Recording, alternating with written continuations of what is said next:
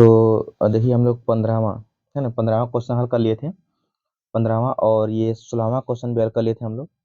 और 16 क्वेश्चन के बाद हमने बताया था कि जो लेसन था हम लोगों का नियंत्रण और समन्वय, उसका ये पार्ट था। तो नियंत्रण और समन्वय हमने पूरा कंप्लीट करा दिया था आप लोगों को, पूरा कंप्लीट हो गया था। और हम चलते हैं लेसन नंबर क्वेश्चन नंबर 17वां पे। 17वां में दिया गया है थायरॉक्सिन के बारे में कौन सा कथन सही नहीं है, माने कौन सा कथन ऐसा चारों में से है जो थायरॉक्सिन के बारे में गलत है। तो पहला क्वेश्चन दिया गया थायरॉक्सिन के संश्लेषण के लिए लौह आवश्यक है। लौह माने लोहा होता है। देखिए लोहा की आवश्यकता नहीं होती है। थायरॉक्सिन के बारे में भी बताते हैं हम, थोड़ा सा डिटेल हम लोग पढ़ेंगे डिटेल में। लेसन का नाम है नियंत्रण और समन्वय, इसी में से हमको पढ़ना है हार्मोन्स के बारे में। तो लोहा आवश्यक नहीं है, ठीक है ना, पहली गलती हो गया आपका, लोहा आवश्यकता नहीं होती है। और वही पूछा था कौन सा सही नहीं है, तो यही सही नहीं है क्योंकि, और बाकी तीनों ऑप्शन सही हो गए क्योंकि यह शरीर में कार्बोहाइड्रेट, प्रोटीन और वसाओं के उपापचय का नियमन करता है, सही है। थायरॉक्सिन के संश्लेषण के लिए थायराइड ग्रंथि को आयोडीन की आवश्यकता होती है, ये भी सही है। और थायरॉक्सिन को थायराइड हार्मोन्स भी कहते हैं, ये भी सही है क्योंकि थायरॉक्सिन जो हार्मोन्स है ये थायराइड ग्रंथि से ही निकलता है। आइए अब ग्रंथियों के बारे में डिटेल में हम लोग पढ़ लेते हैं थोड़ा सा। तो देखिए अंतःस्रावी ग्रंथियां पढ़ना होता है हम लोगों को। अंतःस्रावी ग्रंथियां, तो जो अंतःस्रावी ग्रंथियां होती हैं इन्हीं से हार्मोन्स निकलता है ना। तो अंतःस्रावी विज्ञान का जनक कहता है थॉमस एडिसन को, याद रखिएगा। और अंतःस्रावी जो तंत्र होता है इसके अध्ययन को बोलते हैं एंडोक्राइनोलॉजी, ठीक है, यानी कि अंतःस्रावी विज्ञान। हार्मोन जो शब्द है, शब्द का प्रयोग स्टार्लिंग ने किया था। और खोज की बात करें तो खोज की बात भी स्टार्लिंग पर ही आती है। अब इसमें कौन कौन सी ग्रंथि हमारे सिलेबस में दिया गया उसको पढ़ना। देखिए पहला है पीयूष ग्रंथि। पीयूष ग्रंथि को हम बोलते हैं मास्टर ग्रंथि। पीयूष ग्रंथि को हम बोलते हैं मास्टर ग्रंथि। याद रखिएगा कि जो हार्मोन्स होते हैं ये नलिका विहीन ग्रंथियों से स्रावित होते हैं। नलिका विहीन ग्रंथियों से स्रावित होते हैं, उन ग्रंथियों को हम बोलते हैं अंतःस्रावी ग्रंथियां। और जो एंजाइम होते हैं नलिका युक्त यानी कि नलिकामय ग्रंथियों से निकलते हैं, जिनको हम बोलते हैं बहिस्रावी ग्रंथियां। तो चलिए पहला पढ़ते हैं हम लोग पीयूष ग्रंथि। इसको हम बोलते हैं मास्टर ग्रंथि क्योंकि ये पूरे शरीर के अधिकतम कार्यों को कंट्रोल करती है। और ये जो पीयूष ग्रंथि है मस्तिष्क में पाई जाती है, मटर के दाने के समान होती है। और यह सबसे छोटी अंतःस्रावी ग्रंथि होती है। इससे कौन कौन हार्मोन निकलता है तो देखिए नीचे में लिखा है। इससे निकलता है ऑक्सीटोसिन हार्मोन। ऑक्सीटोसिन हार्मोन जो होता है यह दूध का निष्कासन एवं प्रसव पीड़ा, माने कि जब बच्चे का जन्म होता है तो उसमें जो पीड़ा होती है मादा को उसके लिए, और दूध के निष्कासन के लिए उत्तरदायी होता है। ठीक, दूसरा हार्मोन कौन सा निकलता है, एडीएच है, एडीएच लिखा है। एडीएच को हम बोलते हैं वैसोप्रेसिन हार्मोन। ये जो होता है किडनी से वृक्क की नलिकाओं में जल के पुनरावशोषण को बढ़ाता है, माने कि किडनी में जो जल की मात्रा का अवशोषण होता है उसको दोबारा बढ़ाता है। और इसकी कमी जब हो जाएगी, वैसोप्रोसिन या एडीएच हार्मोन्स, एडीएच का फुल फॉर्म होता है एंटी डायूरेटिक हार्मोन्स, इसकी कमी हो जाने पर बार बार पेशाब आती है, ठीक है ना। तो ये बहुत ज़्यादा जरूरी नहीं है, इंपॉर्टेंट ज़्यादा नहीं है। अगर देखिए वृद्धि हार्मोन्स, इसको हम बोलते हैं सोमेटोट्रोपिन। जो वृद्धि हार्मोन्स होता है तीसरा ना, ये पीयूष ग्रंथि से निकलने वाला तीसरा हार्मोन है वृद्धि हार्मोन्स। अगर इसकी कमी हो जाती है तो शरीर में बौना हो जाता है, रुक जाती है उसकी। और इसकी मात्रा अगर अधिक होती है यानी कि इसका श्रावण अगर अधिक होता है इस हार्मोन्स का, तो शरीर महाकाय हो जाता है, माने कि बहुत लंबा तंबा हो जाएगा व्यक्ति, पावरफुल रहेगा। अगला है प्रोलैक्टिन हार्मोन्स, यानी को इसी को हम बोलते हैं एलटीएच हार्मोन्स या एमटीएच हार्मोन्स। ये जो प्रोलैक्टिन हार्मोन्स होता है गर्भाशय में, गर्भावस्था में, यानी कि जब स्त्री गर्भ धारण करती है पहली बार तो उसमें स्तनों की वृद्धि करता है और दूध के श्रावण को प्रेरित करता है। ये इतना इंपॉर्टेंट नहीं है। एलएच हार्मोन्स छठवां अगला हार्मोन्स है पीयूष ग्रंथि से निकलने वाला। इसको हम बोलते हैं ल्यूटिनाइजिंग हार्मोन्स, एलएच को। और ये लिंग हार्मोन्स के श्रावण को प्रेरित करता है, ये भी बहुत जरूरी नहीं है। एफएसएच हार्मोन्स, यह पुरुषों में शुक्राणु एवं महिलाओं में अंडाणु के निर्माण को प्रेरित करता है ना। ये क्या करता है कि पुरुषों में शुक्राणु एवं महिलाओं में अंडाणु के निर्माण को प्रेरित करता है, जिसको हम बोलते हैं फॉलिकल स्टिमुलेटिंग हार्मोन्स। अब जो क्वेश्चन आपका था वो आपका यहाँ पर आपका आंसर बताएगा। क्वेश्चन क्या था थायराइड ग्रंथि वाला, देखिए यही क्वेश्चन था ना आपका, थायरॉक्सिन संश्लेषण के बारे में। आप खुद कहेंगे कि ये नहीं होगा। तो देखिए जो थायराइड ग्रंथि होती है, थायराइड ग्रंथि यह गले में श्वास नली के पास पाई जाती है। और यह शरीर की सबसे बड़ी अंतःस्रावी ग्रंथि होती है। यह शरीर की सबसे बड़ी अंतःस्रावी ग्रंथि होती है। इसकी आकृति एच के आकार की होती है और इससे थायरॉक्सिन हार्मोन्स का स्रावण होता है, माने इससे थायरॉक्सिन हार्मोन्स निकलता है। तो थायराइड ग्रंथि से तो थायराइड ग्रंथि से कौन सा हार्मोन निकलता है, तो आप बताएंगे थायरॉक्सिन हार्मोन्स। यह क्या करता है कि भोजन के ऑक्सीकरण एवं उपापचय की दर को नियंत्रित करता है, कंट्रोल करता है। और कम श्रावण से इस हार्मोन्स के कम श्रावण से माने कम निकलने से गलकंड रोग हो जाता है। इसी को हम क्या बोलते हैं, घेंघा रोग बोलते हैं। यानी कि थायरॉक्सिन हार्मोन्स का श्रावण जब कम होगा शरीर के अंदर तो गलकंड रोग यानी कि घेंघा रोग हो जाएगा। इसके कम श्रावण से बच्चों में क्रिटिनिज्म रोग होता है और वयस्कों में मिक्सिडीमा रोग हो जाता है। ठीक है, और भी हार्मोन्स जिसको हम पढ़ लेते हैं। अगला हार्मोन्स है पैराथायराइड ग्रंथि है। अगला तीसरी ग्रंथि पैराथायराइड ग्रंथि है। ये गले में थायराइड ग्रंथि के पीछे पाई जाती है और इससे पैराथार्मोन साउंड होता है। तो ये ज़्यादा जरूरी नहीं है, तो छोड़ देते हैं, हम लोग आगे बढ़ते हैं। अगला है थाइमस ग्रंथि। जो थाइमस ग्रंथि होती है इसको प्रतिरक्षी ग्रंथि बोलते हैं, प्रतिरक्षी ग्रंथि बोलते हैं। ठीक है, और इससे थाइमोसिन हार्मोन्स का स्रावण होता है। थाइमस ग्रंथि से थाइमोसिन हार्मोन्स का स्रावण होता है और यह हार्ट के समीप पाई जाती है, हृदय के समीप पाई जाती है। और ये एंटीबॉडी का स्रावण करती है। एंटीबॉडी जो होती हैं वो हमारे शरीर में रोगों से लड़ने की क्षमता को बढ़ाती हैं या फिर रोगों से लड़ने की क्षमता प्रदान करती हैं। ये एंटीबॉडी का स्रावण करती हैं। यह ग्रंथि बचपन में बड़ी होती है, विकसित होती है, इसलिए हम लोग क्या करते हैं, छोटे पर कम बीमार पड़ते हैं, यानी कि जब वयस्क अवस्था में होते हैं, है ना। यानी कि जब हम थोड़ा मैच्योर हो जाते हैं तो उस अवस्था में बीमार कम पड़ते हैं। तो बचपन में ये बड़ी होती है, लेकिन जब वयस्क अवस्था जब पार करेंगे आप तो ये लुप्त हो जाती है। यानी कि जब बुढ़ौती जाती है तो लुप्त हो जाती है, ये ग्रंथि कम हो जाती है, खत्म हो जाती है। इसलिए बुढ़ऊ लोग ज्यादा बीमार पड़ते हैं। यह ग्रंथि टी लिम्फोसाइट का परिपक्वन करती है। हाँ, ये जरूरी नहीं कोई है, जितना जरूर उतना जानिए बस। थाइमस ग्रंथि से थाइमोसिन हार्मोन्स का स्राव होता है, इतना बहुत है। अब चलते हैं अग्नाशय ग्रंथि पे। जो अग्नाशय ग्रंथि होती है इसको हम बोलते हैं मिश्रित ग्रंथि, और ये एकमात्र ऐसी ग्रंथि है जो मिश्रित ग्रंथि है। यकृत के बाद दूसरी सबसे बड़ी ग्रंथि है। इसमें लैंगरहंस की दीपिकाएं पाई जाती हैं। और इसमें से आपको बताया था कि इस ग्रंथि से कौन सा हार्मोन निकलता है पूछे अगर आपसे, तो मुख्य रूप से आप क्या करिएगा, इंसुलिन हार्मोन का स्रावण होता है, याद रखिएगा। और इंसुलिन का टीका तैयार किया गया था बेरिंग और बेस्ट के द्वारा।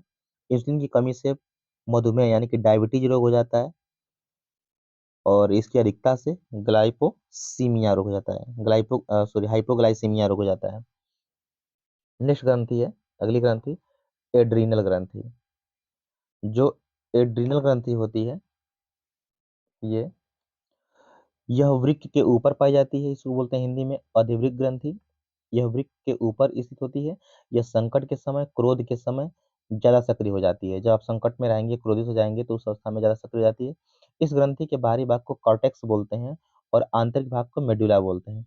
कॉर्टेक्स से कार्टिसोल हार्मोन्स का स्रावण होता है, जिसे जीवन रक्षक हार्मोन्स कहते हैं, है ना, जिसे हम क्या बोलते हैं, जीवन रक्षक हार्मोन्स कहते हैं। तो ये कोई जरूरी नहीं है।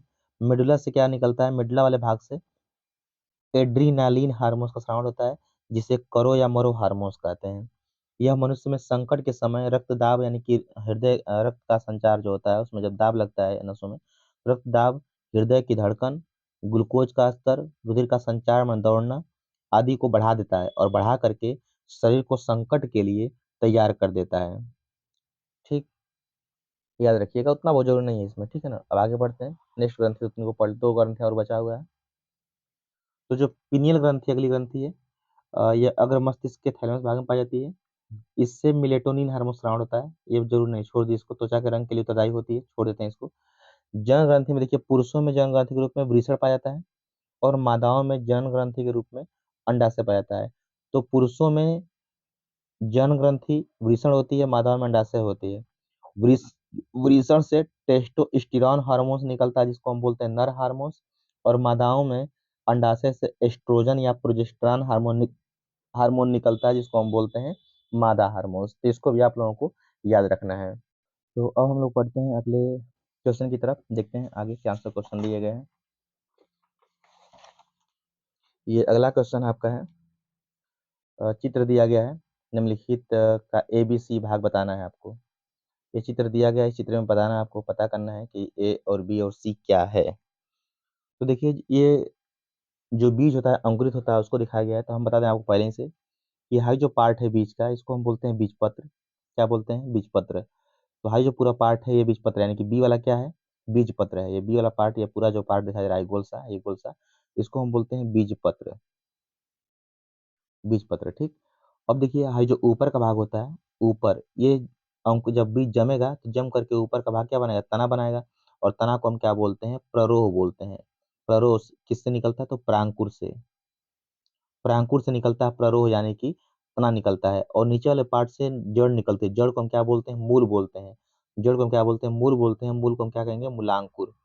तो मूलांकुर से, तो मूल जो मूल भाग है वो अंकुरित तथा मूलांकुर कहलाता है। और जो ये वाला भाग होता है इसको बोलते हैं प्रांकुर। तो प्रांकुर और है क्या हो गया? मूलांकुर हो गया। मूलांकुर से मूल यानी कि जड़ निकलता है, प्रांकुर से तना निकलता है, और बीज पत्र हो गया, ये भोजन के लिए होता है। तो यानी कि सी वाला भाग क्या है? मूलांकुर है। और ए वाला भाग क्या है? प्रांकुर है। तो प्रांकुर ए वाला हो गया, बी वाला बीजपत्र, और तीसरा क्या हो गया? मूलांकुर।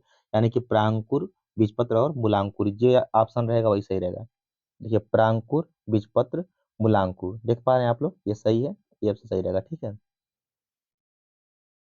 जनन की अलैंगिक विधि से उत्पन्न संतति परस्पर संतति में परस्पर अधिक समानता होती है, क्योंकि अलैंगिक जनन में अलैंगिक जनन में ही केवल एक जनक भाग लेता है।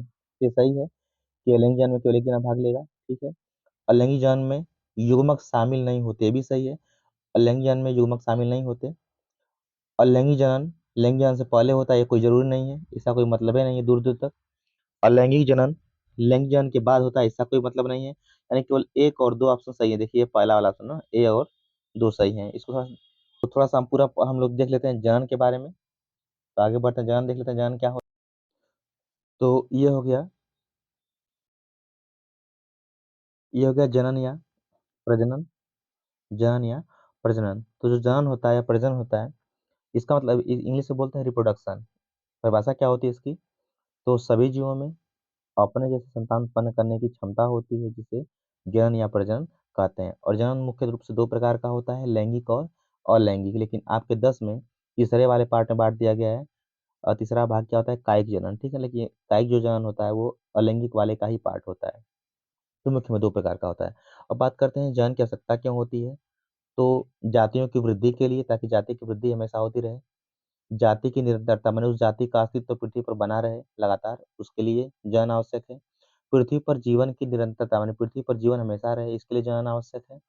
और समष्टि का संगठन, यानी कि समष्टि में कई प्रकार के प्रजाति के जीव रहते हैं, वो ऐसे ही रहे, इसके लिए जनन आवश्यक है। बात करते हैं अलैंगिक जनन की।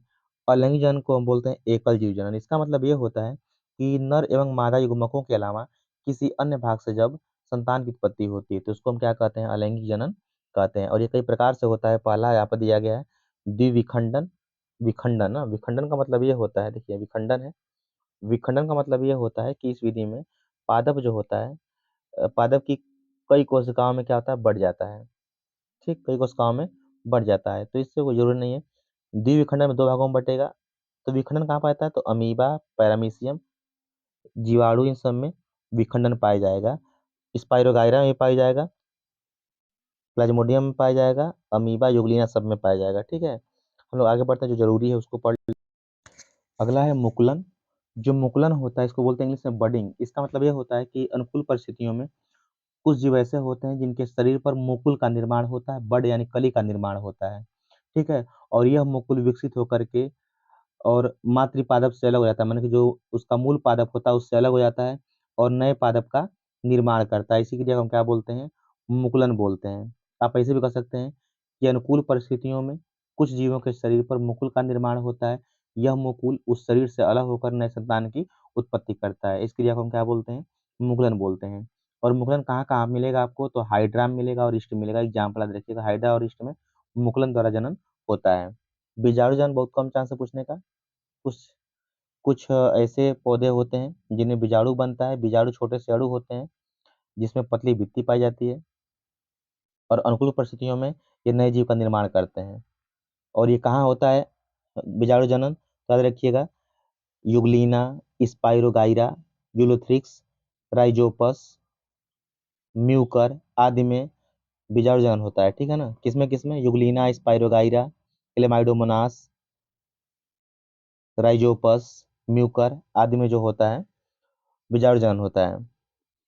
पुनरुद्भवन, इसका मतलब ये होता है किसी जीव के किसी भाग को काट कर अगर हम काट दें और उस कटे भाग से नए संतान की उत्पत्ति हो जाए तो उसको हम बोलते हैं पुनरुद्भवन। ये कहाँ पाया जाएगा? तो हाइड्रा और प्लेनेरिया में होता है पुनरुद्भवन द्वारा जनन, ठीक है ना। यानी किसी जीव के किसी भाग को काट दें और काट कर उन कटे भागों से नए संतान की उत्पत्ति हो, नए जीव की उत्पत्ति हो, तो उसको हम बोलते हैं पुनरुद्भवन। अब जो पेपर में पूछता है कायिक जनन, ठीक है। जो कायिक जनन होता है इसको बोलते हैं कायिक प्रवर्धन भी, यानी कि मातृ पादप के कायिक भागों द्वारा, कायिक भाग कौन कौन से होते हैं? जड़, तना और पत्ती, ये कायिक भाग होते हैं। तो कायिक भागों द्वारा नए पौधे के निर्माण को हम क्या बोलते हैं? कायिक जनन बोलते हैं। और ये जड़ द्वारा भी होता है, तना द्वारा भी होता है, पत्ती द्वारा भी होता है। अब जड़ द्वारा कहाँ कहाँ जनन पाया जाएगा? तो शकरकंद में, दहेलिया में, एस्परगस में, दलबर्जिया में, सतावर में, पुदीना में, इन सब में जड़ों द्वारा जनन होता है। मतलब कि जड़ों को रोपेंगे तो नया पौधा बनता है। तना द्वारा कहाँ जनन होता है? तो तना द्वारा देख लीजिएगा जनन कहाँ होता है तना द्वारा? तो प्याज में, लहसुन में, अदरक में, हल्दी में, आलू में तना द्वारा जनन होता है ना। इनका हम तना रोपते हैं, यानी कि जो प्याज खाते हैं वो तना है, आलू खाते हैं वो क्या है? तना खाते हैं। उसी को रोपेंगे तो नया पौधा बनेगा तना द्वारा। अब बात आती है पत्ती द्वारा जनन कहाँ होता है? तो बिगोनिया और ब्रायोफिल्लम, इसको अजूबा बोलते हैं, बिगोनिया को बोलते हैं बिगोनिया को हम बोलते हैं अजूबा या पत्थर चट्टा। तो बिगोनिया और ब्रायोफिल्लम में पत्ती द्वारा जनन होता है, यानी पत्ती, उसकी पत्तियों में से कलिकाएं निकलकर नए पौधे बन जाते हैं, ठीक है। और कृत्रिम जन्म देखिए, कलम लगाना, जो कलम लगाते हैं हम लोग हैं, दाब लगाना, दाबान में क्या करते हैं कि शाखा को हम क्या करते हैं? भूमि में दबा देते हैं, वहां से फिर नई पत्तियां निकल जाती हैं। अंगूर अंगूर में और नींबू में दाब लगाकर हम बना सकते हैं नया पौधा। कलम लगाना आप जानते हैं, पहले से गुलाब में, गुड़हल में, गन्ना में क्या करते हैं? काट के कलम बना लेते हैं उसका और फिर लगाते हैं, ठीक है ना। काई जन सब क्या क्या लाभ है देख लेते हैं हम लोग। तो इस विधि से उत्पन्न पादप जो होते हैं जनक के समान हमेशा रहेंगे, एकदम भूपहू जनक के समान रहेंगे। इनमें वांछित लक्षण जो होंगे पीढ़ी दर पीढ़ी बड़े रहते हैं, वैसे ही बने रहते हैं, है ना। यानी कि जो लक्षण इसके रहेंगे वो हमेशा पीढ़ी दर पीढ़ी, कितनी पीढ़ियां बीती जाएंगी, लक्षण वही के वही रहेंगे, तनको चेंज नहीं होंगे। भिन्नता एकदम नहीं पाई जाएगी। इससे हानियां क्या है? तो नए गुणों का विकास नहीं हो पाएगा और नई जातियां उत्पन्न भी नहीं हो पाएंगी। जब तक नए गुण बनेंगे तब तक नई जातियां भी नहीं बनेंगी, याद रखिएगा। दो ठो इसका हानि है। अब पढ़ लेते हैं लैंगिक जनन। लैंगिक जनन, लैंगिक जनन का मतलब ये होता है कि इस प्रकार के जनन में दो अलग अलग प्रकार के युग्मकों के निषेचन के फलस्वरूप नए संतान की उत्पत्ति होती है। लैंगिक अनलिंग में कभी कभी अंतर पूछ लेता है। तो लैंगिक मतलब में क्या होता है कि इसमें जो संतान बनेगी वो आनुवंशिक रूप से जनक के समान रहेगी, और अलैंगिक में जो रहेगा, सॉरी, लैंगिक जनन में जो संतान बनेगी वो आनुवंशिक रूप से जनक से थोड़ा भिन्न रहेगी, अलग रहेगी। और अलैंगिक में क्या रहेंगी? संतानें समान रहेंगी। दूसरा इसका, लैंगिक जनन से जो संतानी संतानी यानी संतान उत्पन्न होंगे उसके विकास में अधिक समय लगता है, और अलैंगिक जनन से जो संतान बनेगी उसमें उसके विकास में कम समय लगेगा। लैंगिक जनन में युग्मक का निर्माण होता है, जबकि अलैंगिक जनन में युग्मक का निर्माण नहीं होता है। और लैंगिक जनन के लिए दो जीवों की आवश्यकता होती है, जबकि अलैंगिक जनन के लिए एक जीव की आवश्यकता होती है। लैंगिक जनन में निषेचन होता है, अलैंगिक जनन में निषेचन नहीं होता है। ये आपके अंतर हो गए। एक लिंगी पुष्प पूछता कभी कभी कि एक लिंगी किसे बोलेंगे? तो एक लिंगी का मतलब यह होता है कि जिस पुष्प में नर या मादा में से कोई एक भाग पाया जाता है उसको बोलते हैं एक लिंगी पुष्प, है ना। पपीता में, तरबूज में, लौकी में, नेनुआ, कोड़ा सब में क्या होता है? ये एक लिंगी पुष्प होते हैं। जो सूख कर गिर जाते हैं वो नर होते हैं, और जो फरते हैं वो क्या होते हैं? मादा होते हैं। उभयलिंगी या द्विलिंगी पुष्प क्या होता है? तो जिनमें नर और मादा दोनों एक साथ पाए जाते हैं उसको हम बोलते हैं उभयलिंगी, द्विलिंगी पुष्प, ठीक है ना। या पादप, जैसे गुड़हल हो गया, सरसों हो गया, आम हो गया, है ना, ये सभी क्या है? द्विलिंगी है। इनमें एक ही पुष्प में नर मादा दोनों रहेंगे। युग्मक जनन का मतलब ये होता है कि युग्मकों के निर्माण की प्रक्रिया को हम बोलते हैं युग्मक जनन। इसमें आता है नर युग्मक जनन और मादा युग्मक जनन। तो नर युग्मक के निर्माण की प्रक्रिया को नर युग्मक जनन, और मादा युग्मक के निर्माण की प्रक्रिया को मादा युग्मक जनन कहते हैं। अब आते हैं नेक्स्ट टॉपिक पे, परागण है, पॉलिनेशन है। परागण किसे कहते हैं? तो परागण का मतलब ये होता है कि परागकणों का वर्तिकाग्र पर पहुंचने की क्रिया परागण कहलाती है। और परागण दो प्रकार का होता है, स्वपरागण और परपरागण। स्वपरागण में किसी पौधे के पुष्प का परागकण जब उसी पौधे के पुष्प के वर्तिकाग्र पर पहुंचता है तो उसको हम बोलते हैं स्वपरागण। और जब किसी पौधे के पुष्प का परागकण किसी दूसरे पौधे के पुष्प के वर्तिकाग्र पर गिरता है तो उसको हम बोलते हैं परपरागण। अब स्वपरागण परपरागण से हानियां क्या होती हैं? तो स्वपरागण से हानि क्या होती है? बीजों में संकर ओज कम होता है, पौधे दुर्बल और अस्वस्थ होते हैं। इसमें रोगों से लड़ने की क्षमता थोड़ी कम होती है। और पर परागण से हानियां क्या होती हैं कि इसमें अन्य पौधों पर निर्भर ना रहना पड़ता है। कीटों को आकर्षित करने के लिए पुष्पों को अन्य लक्षणों का विकास करना पड़ता है। इनके बीज जो होते हैं सदैव संकर होते हैं। संकर मतलब कि कई नए नए गुणों वाले होते हैं। अब निषेचन से क्वेश्चन बनता है, निषेचन किसे कहते हैं? तो निषेचन का मतलब ये होता है, देखिए, निषेचन का मतलब ये होता है कि नर युग्मक और मादा युग्मक के मिलने की क्रिया को हम क्या बोलते हैं? निषेचन बोलते हैं, है ना। और निषेचन को दो भागों में बांटा गया है। एक होता है संयुग्मन, एक होता है संयुग्मन, और दूसरा होता है त्रिसंलयन। इसका मतलब ये होता है कि जब एक नर युग्मक किससे जाएगा? अंड कोशिका से। जब एक नर युग्मक अंड कोशिका के साथ जुड़ता है तो द्विगुणित द्विगुणित युग्मनज का निर्माण करता है। द्विगुणित युग्मनज मतलब जोट जाइगोट होता है, ठीक है ना।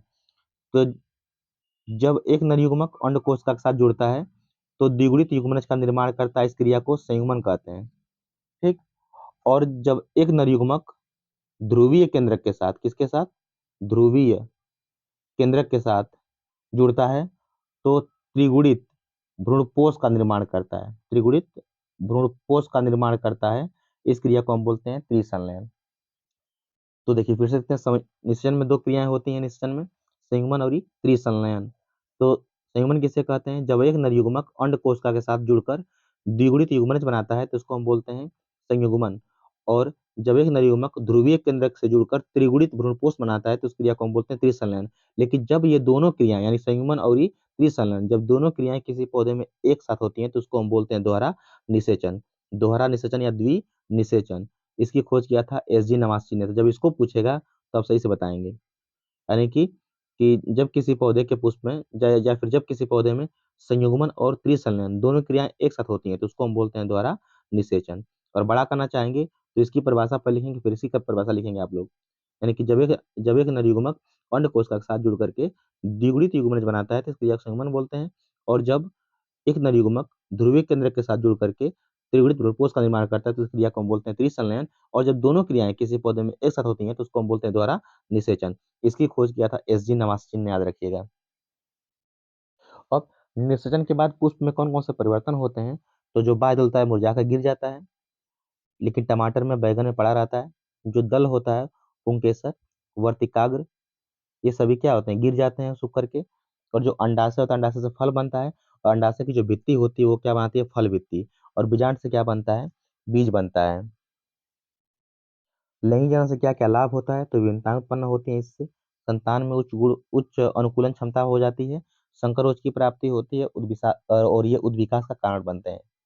मानव जन्म में क्या होता है? शुक्राणु जन्म का मतलब ये होता है कि शुक्राणु के निर्माण की प्रक्रिया को शुक्राणु जन्म कहते हैं। और अंडाणु के निर्माण की प्रक्रिया को अंडाणु जन्म कहते हैं। निषेचन दो प्रकार का होता है, बाह्य और आंतरिक। यानी जब शरीर के बाहर निषेचन होता है इसको बोलते हैं बाह्य निषेचन। और जब शरीर के अंदर निषेचन होता है इसको बोलते हैं अ, अंतः निषेचन। लिंगानुपात किसे कहते हैं? तो प्रति हजार पुरुषों पर महिलाओं की जो संख्या होती है, लिंगानुपात किसे कहते हैं? तो प्रति हजार पुरुषों पर महिलाओं की संख्या को हम क्या बोलते हैं? लिंगानुपात बोलते हैं, ठीक है। परिवार नियोजन, इसका मतलब क्या होता है? यानी परिवार को नियोजित करना, है ना। तो होता क्या है कि वैज्ञानिक विधियों द्वारा परिवार को नियोजित करने की, जनसंख्या वृद्धि को कम करने की जो प्रक्रिया होती है इसी को हम बोलते हैं परिवार नियोजन। और परिवार नियोजन की दो विधियां हैं, अस्थाई और अस्थाई। तो जो अस्थाई विधियां होती हैं इसमें आपको दो पढ़ना होता है। एक पढ़ना होता है वैसेक्टोमी। क्या पढ़ना होता है? वैसेक्टोमी पढ़ना होता है, टॉमी। दूसरा पढ़ना होता है ट्यूबेक्टोमी। ट्यूबेक्टोमी, इसको बोलते हैं, वैसेक्टोमी को बोलते हैं पुरुष नसबंदी। और ट्यूबेक्टोमी को बोलते हैं महिला नसबंदी। इसमें क्या करते हैं कि जो शुक्रवाहिनी होती है, शुक्रवाहिनी को काट कर या बांध करके युग्मक के मार्ग को अवरुद्ध कर दिया जाता है। अंडवाहिनी या शुक्रवाहिनी को, सॉरी, वेसेक्टोमी पढ़ना हम लोगों को है। तो पुरुषों में शुक्रवाहिनी को काटकर या बांधकर युग्मक के मार्ग को अवरुद्ध कर दिया जाता है जिससे निषेचन नहीं हो पाता है और संतान की उत्पत्ति नहीं होती। इसको हम बोलते हैं वैसेक्टोमी यानी कि पुरुष नसबंदी। और टीबेक्टोमी को हम बोलते हैं महिला नसबंदी। इसमें क्या करते हैं कि स्त्रियों में अंडवाहिनी को काटकर या बांधकर युग्मक के मार्ग को अवरुद्ध कर दिया जाता है, रोक दिया जाता है, जिससे कि निषेचन नहीं हो पाता है और संतान की उत्पत्ति नहीं होती है। और ये अस्थाई विधियां हैं, एक बार करा लेंगे ऑपरेशन, यानी कि एक बार नसबंदी करा लेंगे फिर दोबारा कभी संतान की प्राप्ति आप नहीं कर पाएंगे। और अस्थाई विधियां में अस्थायी विधियों में क्या क्या आता है? तो अस्थायी विधियों में गर्भ निरोधक गोलियां आती हैं, जिसमें सहेली हो गया, माला डी हो गया। इन गोलियों के प्रभाव से, यानी कि जब इस गोली का सेवन करेंगे तो गर्भ धारण नहीं करेगी स्त्री। और बाकी और भी यांत्रिक विधियां आप पढ़ लीजिएगा। तो इतना आपको जानना है इसमें। जनसंख्या विस्फोट पर प्रश्न पूछेगा तो इसी को बनाकर आप लिख सकते हैं। रोकने के उपाय पूछेगा तो रोकने के उपाय जो परिवहन नियोजन है, अस्थायी विधियां हैं, अस्थायी विधियां, वही लिख लीजिएगा आप लोग। ठीक है, तो आगे बढ़ते हैं। यौन संचारित रोग में आपका एड्स पढ़ना होता है, एआईडीएस। तो जो एड्स होता है इसका फुल फॉर्म होता है एक्वायर्ड इम्यूनो डिफिशियंसी सिंड्रोम। और ये किससे होता है? तो एचआईवी वायरस से होता है ना, ह्यूमन इम्यूनो डिफिशियंसी वायरस, इससे होता है। एचआईवी वायरस से ये रोग होता है। ठीक है ना, यौन संचारित रोग है। अब हम लोग थोड़ा सा आगे बढ़ते हैं नेक्स्ट क्वेश्चन पे। तो हम लोग अगला क्वेश्चन ये है कि एक आहार श्रृंखला में तीसरे पोषी स्तर पर हमेशा कौन होता है? तो याद रखिएगा, देखिए जैसे हम बता रहे हैं आपको कि सबसे पहले भोजन जो बनाते हैं, यानी जो सुपोषी होते हैं, उनको हम बोलते हैं उत्पादक। क्या बोलते हैं? उत्पादक बोलते हैं। अब उत्पादक को जो खाते हैं उनको बोलते हैं उपभोक्ता। क्या बोलते हैं? उपभोक्ता बोलते हैं, इसे बोलते हैं कंज्यूमर। तो उपभोक्ताओं को बांटा गया तीन भागों में, यानी कि प्राथमिक उपभोक्ता, द्वितीयक उपभोक्ता और तृतीयक उपभोक्ता। और तीसरा पार्ट होता है, इसको हम बोलते हैं अपघटनकर्ता या अपघटक। ठीक, अपघटक बोलते हैं। तो सबसे पहले देखिए, तो उत्पादक जो होते हैं सबसे पहले भोजन प्राप्त करते हैं, इसको बोलते हैं प्रथम पोषी स्तर। ठीक, ये खाद्य श्रृंखला हो गई। सबसे पहले भोजन कौन बनाता है? उत्पादक बनाते हैं। इसको इसको कौन खाता है? प्राथमिक उपभोक्ता। और प्राथमिक उपभोक्ता कौन खाता है? द्वितीयक उपभोक्ता। और द्वितीयक उपभोक्ता कौन खाता है? तृतीयक उपभोक्ता। और सबको कौन खाता है? अपघटन करता है। जैसे एग्जाम्पल है, मान ली घास है। ठीक, तो जो घास है ये क्या है? उत्पादक है, भोजन बनाएगी। घास को खा लिया मान ली टिड्डा, टिड्डा खा लिया, जिसको सुग्गा हम बोलते हैं, टिड्डा खा लिया, क्या हो गया? प्राथमिक उपभोक्ता। टिड्डा को मान लीजिए खा लिया सर्प, तो सर्प क्या है? द्वितीयक उपभोक्ता हो गया। और सर्प को मान लीजिए खा लिया चील, तो चील क्या हो गई? तृतीयक उपभोक्ता हो गई। तो उत्पादक, प्राथमिक उपभोक्ता, द्वितीयक उपभोक्ता, तृतीयक उपभोक्ता, और लास्ट में क्या था? अपघटन करता है। तो आई पहले भोजन प्राप्त कर रहा है सूर्य से, रोशनी लेकर के, सूर्य से प्रकाश लेकर के। तो ये प्राथमिक ये हो गया प्रथम पोषी स्तर, द्वितीय पोषी स्तर, तृतीय पोषी स्तर। तो देखिए जो द्वितीय स्तर पर है, द्वितीय पोषी स्तर पर हमेशा क्या है? शाकाहारी है। शाकाहारी क्यों है? क्योंकि ये घास फूस यानी कि स्वपोषी यानी पादपों को खा रहा है। ये पादपों को खा रहा है, यानी कि जो उत्पादक को जो खाएगा हमेशा क्या रहेगा? स्वपोषी रहेगा। और उत्पादक कौन खाएगा? प्राथमिक उपभोक्ता। तो प्राथमिक उपभोक्ता जो होते हैं ये हमेशा क्या रहेंगे? शाकाहारी रहेंगे। ठीक, और इनका स्तर कैसा रहेगा? दूसरा पोषी स्तर रहेगा। प्रथम पोषी स्तर उत्पादक का है, द्वितीय पोषी स्तर प्राथमिक उपभोक्ता का, और तृतीय पोषी स्तर किसका रहेगा? द्वितीयक का रहेगा, द्वितीय पोषी स्तर। तृतीय पोषी स्तर जो होगा द्वितीयक उपभोक्ता का होगा। और तीसरे पर कौन आ रहा है? सर्प आ रहा है इसमें, देखिए उत्पादक, प्राथमिक उपभोक्ता, द्वितीयक उपभोक्ता। और द्वितीयक वाला कैसा रहेगा? हमेशा मांसाहारी रहेगा। और यही आपसे पूछा गया है, तीसरे पोषक स्तर पर हमेशा कौन सा रहता है? तीसरे पर चील, तो हमेशा वो क्या रहेगी? मांसाहारी रहेगी। ठीक है, तो मांसाहारी याद रखिएगा हमेशा। तीसरे पर क्या रहेगा? मांसाहारी प्राणी जो होते हैं तृतीय पोषक स्तर में आते हैं। ठीक, अब आगे देखते हैं, इसमें थोड़ा सा लेसन को चेंज हम लोग पढ़ लेते हैं बढ़िया से, सीरीज के माध्यम से देख दोहरा लेते हैं। तो ये जो है ये लेसन है जिससे क्वेश्चन पूछा गया है, पूरा पढ़ लेते हैं। देखिए इसमें दिया गया है कि जीव मंडल पर देख लेते हैं क्या है। इसका मतलब ये होता है कि जिस मंडल में जीवधारी पाए जाते हैं उनको हम क्या बोलते हैं? जैव मंडल बोलते हैं। आगे बढ़ते हैं, जो जो जिसको बांटा गया तीन भागों में, स्थल मंडल, जल मंडल और वायुमंडल। आगे बढ़ते हैं, जो जरूरी है उसको पढ़ते हैं हम लोग ना, ज्यादा समय नहीं है। हाँ, यहाँ से जैविक आवर्धन पूछता है पेपर में कि जैविक आवर्धन किसे कहते हैं। तो जैविक आवर्धन का मतलब ये होता है कि जब कोई हानिकारक रसायन जैसे कि डीडीटी का उपयोग करते हैं, कीटनाशक का उपयोग करते हैं हम लोग हैं, ये जब खाद्य श्रृंखला में प्रवेश करता है तो उसकी सांद्रता जो होती है धीरे धीरे पोषक स्तर में बढ़ती जाती है। इसी घटना को हम क्या बोलते हैं? जैविक आवर्धन कहते हैं। ठीक है, समझ में आ रहा है? कहने का मतलब है कि जब हम किसी भी हानिकारक रसायन जैसे कि कीटनाशक हो गया, खरपतवार नाशक हो गया, उसका उपयोग करते हैं पादपों पर, तो खाद्य श्रृंखला में जब ये प्रवेश कर जाता है, तो खाद्य श्रृंखला में प्रवेश करने के बाद इसकी सांद्रता जो होती है धीरे धीरे पोषक स्तर पर बढ़ती जाती है। इसी क्रिया को हम बोलते हैं जैविक आवर्धन। ठीक है, अब बात करते हैं यहाँ पर अगला, जो हाँ यहाँ पर है अम्ल वर्षा। पूछता है कि अम्ल वर्षा किसे कहते हैं। तो देखिए इसका मतलब ये होता है कि जब वाहनों से या फिर प्रदूषण के द्वारा बहुत सारी गैसें मुक्त होती हैं और मुक्त होकर के वर्षा के जल से मिल करके और अम्ल बनाती हैं। और ये अम्ल घुल करके बारिश के जल में और पृथ्वी पर अम्लीय वर्षा के रूप में पृथ्वी पर गिरता है, इसको बोलते हैं अम्ल वर्षा। अब यहाँ पर ग्रीन हाउस प्रभाव पूछा गया है। ग्रीन हाउस प्रभाव पूछा गया है। पहले तो हम जानेंगे ग्रीन हाउस गैसें किसे कहते हैं। ठीक है ना, तो तो CO2 इसमें देखिए ग्रीन हाउस गैस है, तो केवल CO2 ही नहीं रहेगी, मीथेन भी रहती है। ग्रीन हाउस प्रभाव का मतलब ये होता है कि देखिए यहाँ से हम इसको दिखा दे रहे हैं कि स्ट्रक्चर द्वारा बता दे रहे हैं आप लोगों को। जब सूर्य किरणें पृथ्वी पर गिरती हैं तो उससे पृथ्वी की परत क्या हो जाती है, धीरे हल्की सी गर्म हो जाती है, यानी हम ये भी कह सकते हैं। देखिए परिभाषा क्या होगी इसकी, ध्यान सुनिएगा। जब सूर्य किरणें पृथ्वी पर आती है तो उसी उसकी उष्मा को पृथ्वी अवशोषित कर लेती है, लेकिन शाम के समय या अंधेरा होने पर पृथ्वी उस उष्मा को वापस करती है, लेकिन कुछ ग्रीन हाउस गैसें जो होती हैं उस उष्मा को अवशोषित करके पृथ्वी की सतह पर बनी रहती हैं, जिससे पृथ्वी का तापमान बढ़ जाता है। इस क्रिया को हम बोलते हैं, इसी को हम बोलते हैं ग्रीन हाउस प्रभाव। फिर सुनिए क्या कह रहे हैं। जब सूर्य किरणें पृथ्वी पर आती हैं तो उसकी उष्मा को पृथ्वी अवशोषित कर लेती है, और शाम के समय, संध्या के समय इस ऊष्मा को पृथ्वी उत्सर्जित करती है, लेकिन कुछ ग्रीन हाउस गैसें इस ऊष्मा को रोक लेती हैं, अवशोषित कर लेती हैं, जिससे पृथ्वी का तापमान क्या हो जाता है, बढ़ जाता है। इसी को हम बोलते हैं ग्रीन हाउस प्रभाव। इससे नुकसान क्या है, तो जो पृथ्वी पर ग्लेशियर है, बर्फ है, तापमान बढ़ने से पिघलने लगेगी, और आसपास जो क्षेत्र हैं समुद्र के, वो सभी जलमग्न हो जाएंगे, जल में डूब जाएंगे। देखिए अपशिष्ट उत्पाद क्या है।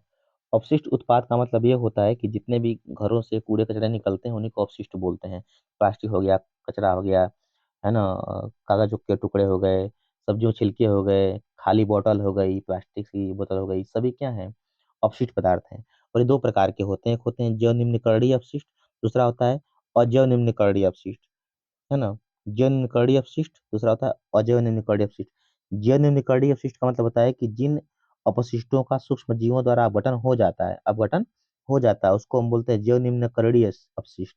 जैसे फलों के छिलके हो गए, सब्जियों के छिलके हो गए, लकड़ी हो गए, ये सब कुछ दिन बाद सड़ गल जाते हैं, खत्म हो जाते हैं, इसको बोलते हैं जैव निम्नकरणीय अपशिष्ट। और जिन अपशिष्टों का सूक्ष्म जीवों द्वारा अपघटन नहीं हो पाता है, उसको हम बोलते हैं अजैव निम्नकरणीय अपशिष्ट। जैसे कि प्लास्टिक के सामान हो गए, खाली बोतल हो गई कांच की, उसको फेंक देंगे, वैसे सड़े गलेगा ना, वैसे ही पड़ा रहेगा, ठीक है ना। तो जिन अपशिष्टों का सूक्ष्म जीवों द्वारा अपघटन हो जाता है उसको बोलते हैं जैव निम्नकरणीय अपशिष्ट, और जिन अपशिष्टों का सूक्ष्म जीवों द्वारा अपघटन नहीं हो पाता उसको बोलते हैं अजैव निम्नकरणीय अपशिष्ट, ठीक है। अब यहाँ पर आते हैं खाद्य श्रृंखला पे। खाद्य श्रृंखला पे आते हैं।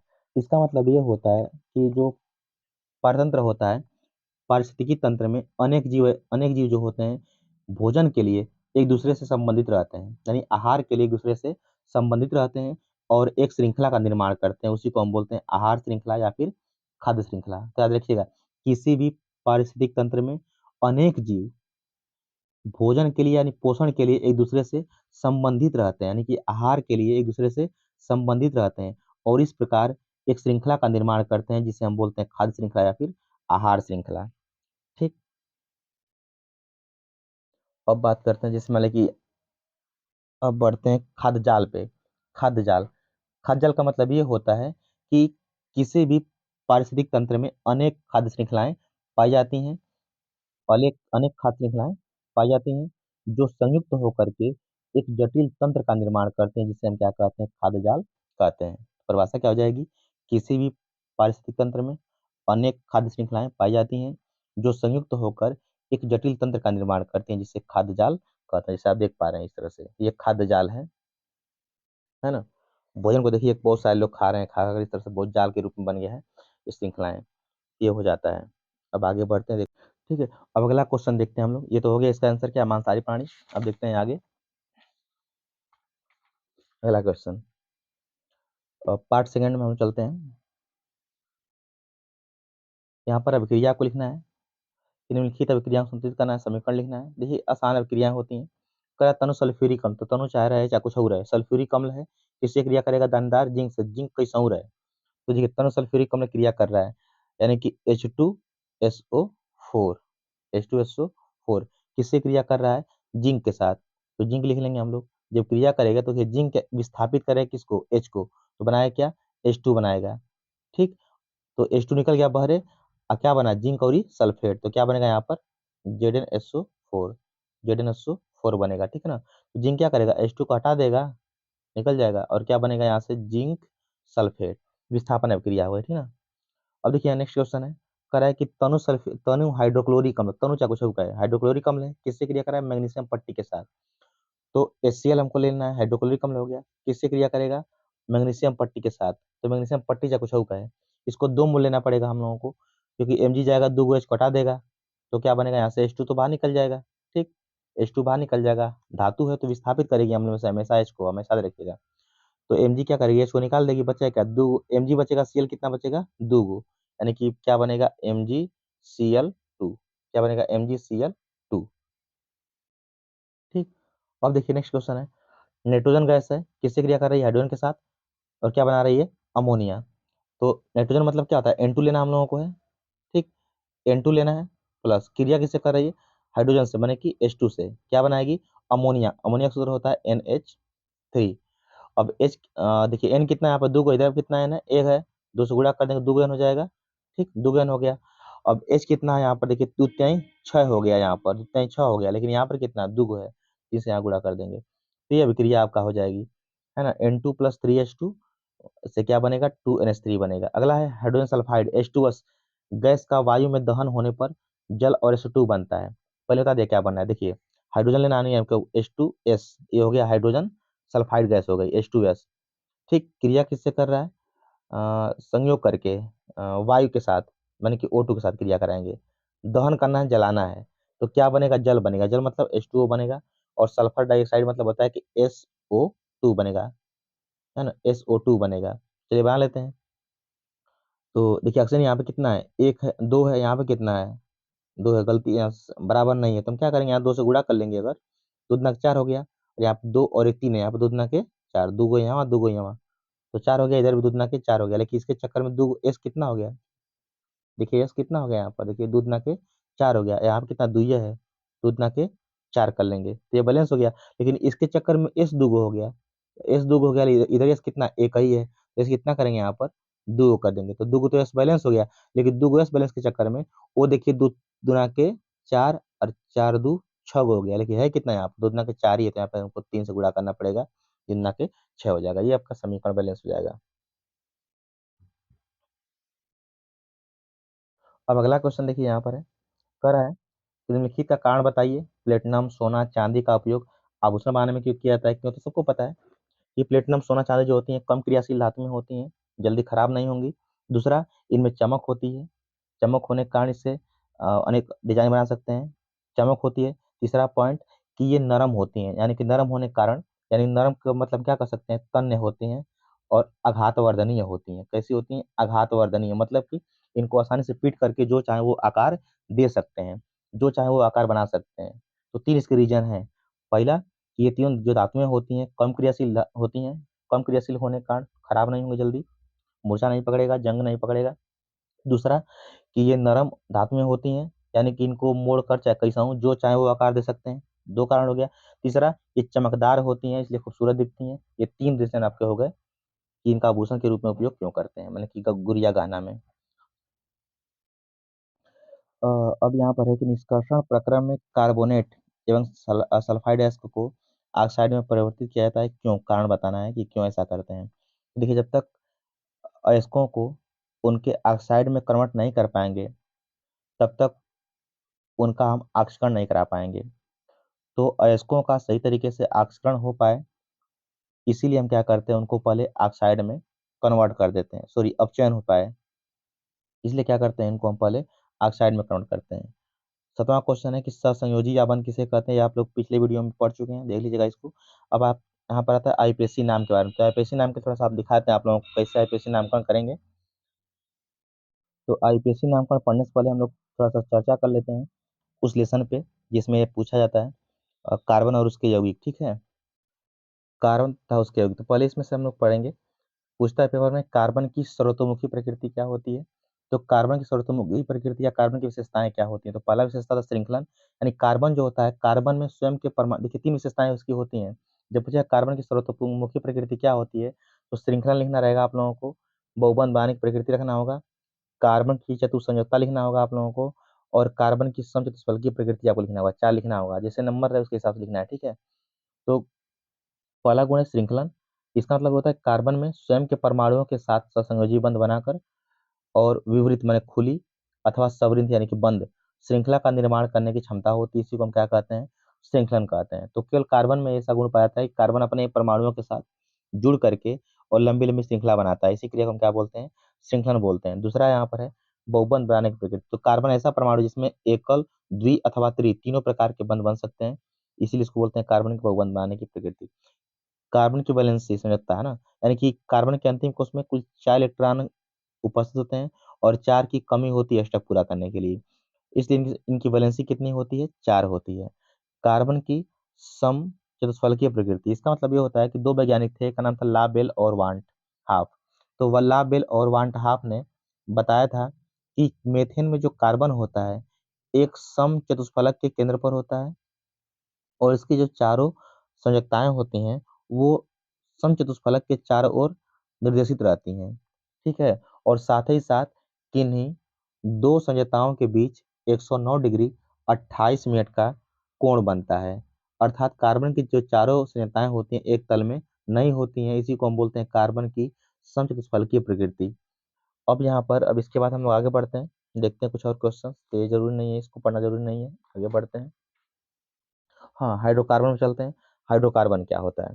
तो जो हाइड्रोकार्बन का मतलब ये होता है कि वे पदार्थ जो हाइड्रोजन और कार्बन से निर्मित होते हैं, यानी जिन यौगिकों का निर्माण कार्बन और हाइड्रोजन से होता है उनको हम क्या बोलते हैं, हाइड्रोकार्बन बोलते हैं। ये दो प्रकार के होते हैं, संतृप्त और असंतृप्त। ठीक, संतृप्त और ही असंतृप्त। संतृप्त हाइड्रोकार्बन किसे कहते हैं? तो वे हाइड्रोकार्बन जिनमें कार्बन कार्बन के बीच में केवल एकल बंध होता है उसको हम बोलते हैं संतृप्त हाइड्रोकार्बन।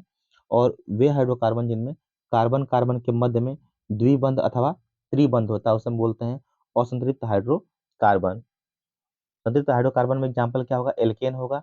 एल्केन का समान सूत्र क्या होता है, CnH2n+2 होता है।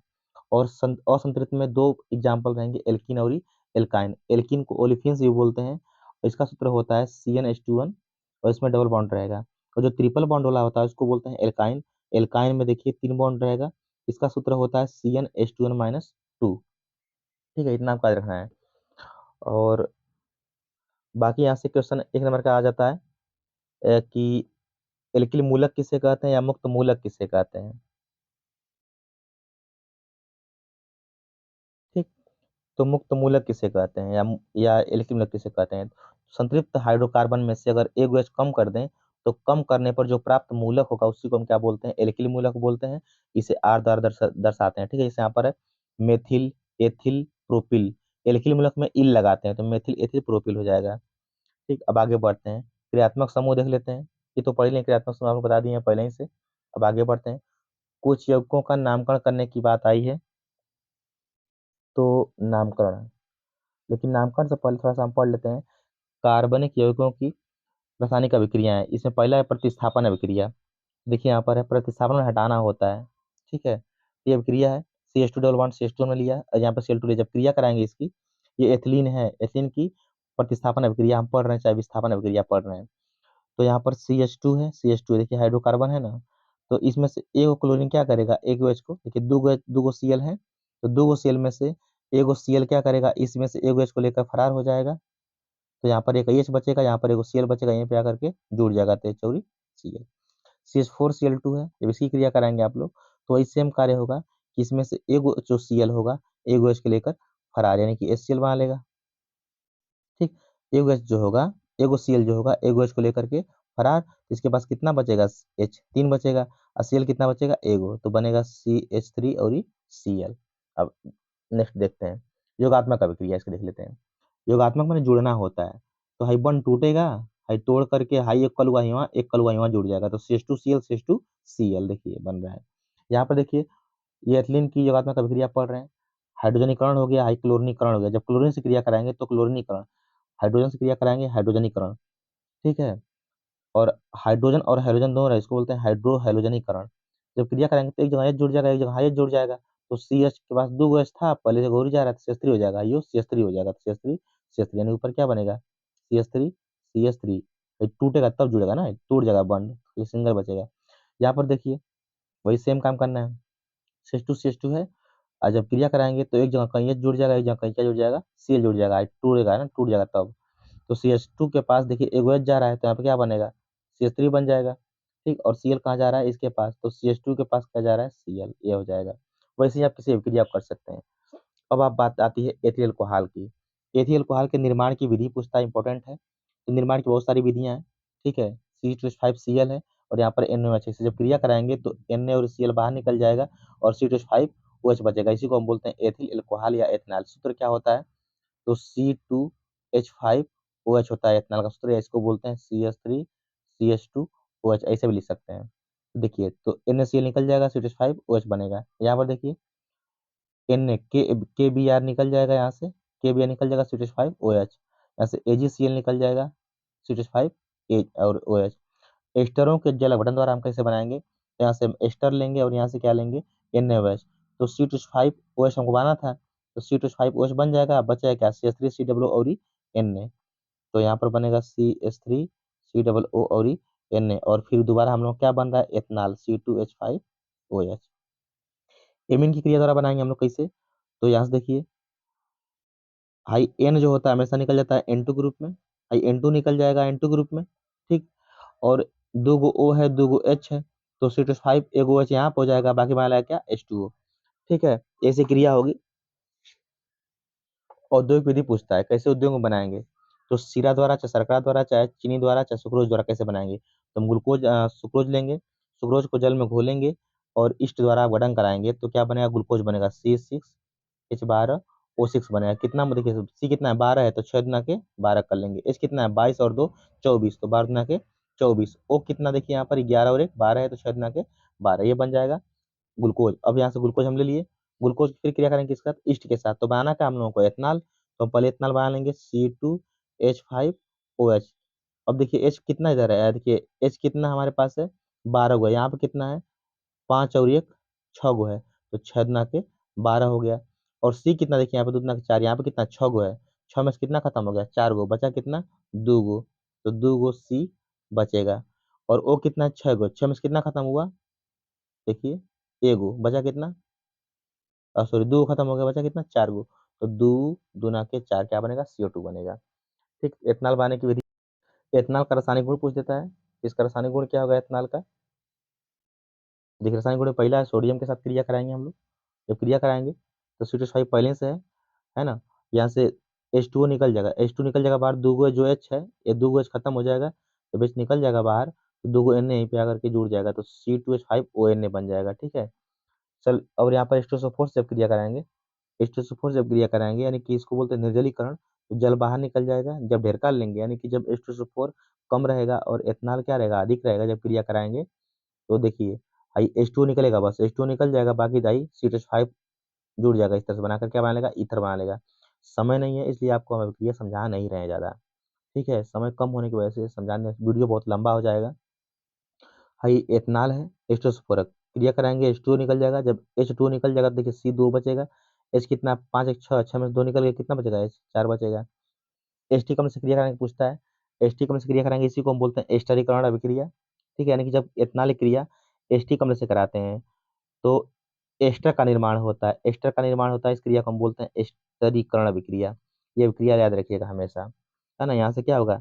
H2O बाहर निकल जाएगा, देखिए यहाँ से ये H2O बाहर निकल जाएगा, देख पा रहे हैं? H2O बाहर निकल जाएगा, जब H2O बाहर निकल जाएगा और हाई यहीं पे आकर के जुड़ जाएगा, CH3COO और क्या आ रहा है? C2H5, देख पा रहे हैं ना। तो ये होगा कि जब एथनॉल क्रिया एस्टिक अम्ल से कराते हैं, सल्फ्यूरिक अम्ल की उपस्थिति में, तो एस्टर का निर्माण होता है, इस क्रिया को बोलते हैं एस्टरीकरण अभिक्रिया। इसका उपयोग कहाँ करते हैं? तो याद रखिएगा, एस्टिक अम्ल के निर्माण में, क्लोरोफार्म के निर्माण में, ईथर के निर्माण में, रंजक बनाने में, सिरका बनाने में, मेथिलेट स्पीड बनाने में, पारदर्शी साबुन बनाने में, पूर्तिनाशक के रूप में, एंटीसेप्टिक के रूप में। अगला है एस्टिक अम्ल, अगला है एस्टिक अम्ल। एस्टिक अम्ल का मतलब ये होता है, सिरका होता है, CH3COOH होता है, और इसके बनाने की विधि यहाँ पर है। ये देखिए, दो विधि देख लीजिएगा कैसे बनाएंगे, दो समीकरण आप लोग देख लीजिएगा, आसानी से बन सकता है। हम समझा नहीं पाएंगे, उतना समय कम है। दो विधि हो गई, यहाँ से आई हो गई तीन विधि, ठीक है ना। तीन विधियाँ कोई एक ही लिखना रहेगा, आप लोगों को पूछेगा तब पेपर में, कम चांस है आने का। अब यहाँ से देखते हैं इसका रासायनिक गुण, रासायनिक गुण भी देख लीजिए यहाँ से। रासायनिक गुण में एस्टरिक कण आपका दोनों काम कर देगा, एल्कोहल में भी और एस्टिक अम्ल में भी। अब चयन में क्या करना है? हमको एच जोड़ना है ना। एच जोड़ना है तो एच क्या करें? चार गो एच है, चार में से दो गो एच क्या करेंगे? इसमें से एक ओ को लेकर फरार हो जाएगा, देखिए यहाँ पर है ना, जल वाला पानी पानी करेगा।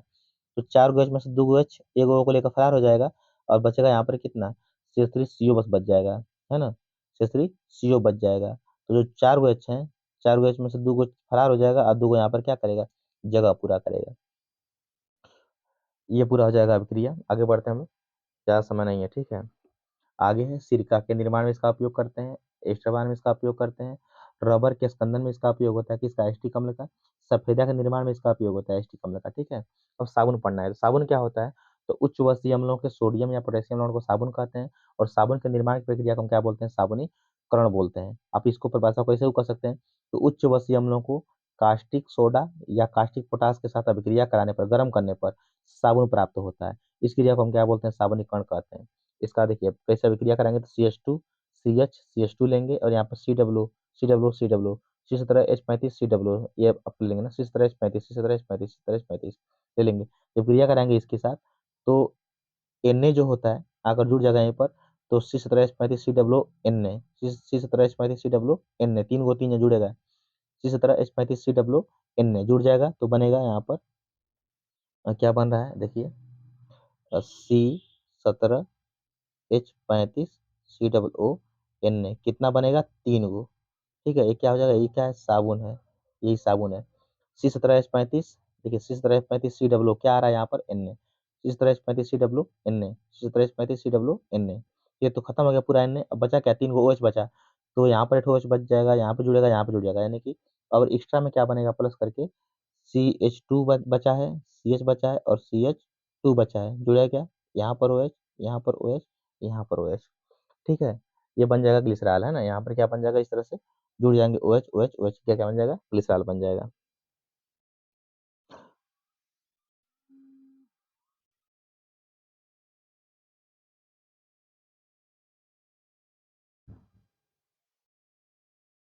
ठीक। अब इसके बाद देखिए साबुन की सफाई क्रिया आता है, या मिसल भी आता है। मिसल किसे कहते हैं, स्वच्छीकरण क्रिया किसे कहते हैं, सब आता है।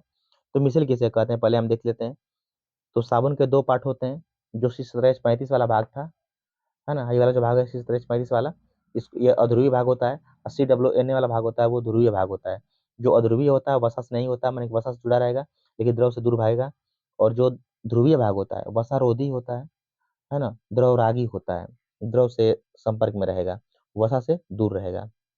तो जब साबुन को जल में घोलते हैं, कि मिसल क्या करेंगे हम लोग, तो जब साबुन को जल में घोलते हैं, तो साबुन का अध्रुवीय सिरा केंद्र की ओर और ध्रुवीय सिरा बाहर की ओर व्यवस्थित हो जाता है, और इस प्रकार एक संरचना बनती है, जिसे हम क्या कहते हैं, मिसल कहते हैं। फिर सुनिए मिसल किसे कहते हैं, पूछकर क्या बताएंगे।